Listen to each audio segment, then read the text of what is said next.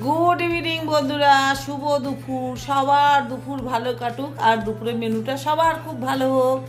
আজ আমার দুপুরের মেনুতে কি আছে তোমাদের সঙ্গে একটু শেয়ার করি, চলো।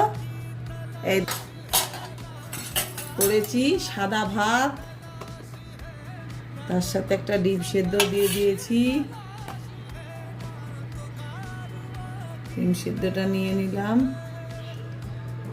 আর করেছি ছোট ছোট বক মাছ দিয়ে শুক্তো ঝোল, এটা একটু নেব।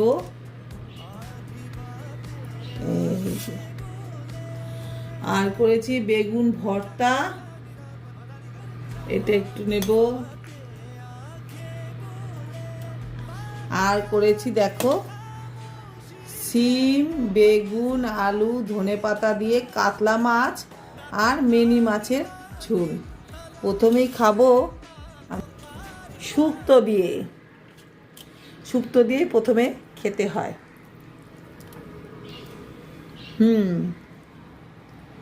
শুক্তো দিয়ে খাওয়াটা শুরু করলাম।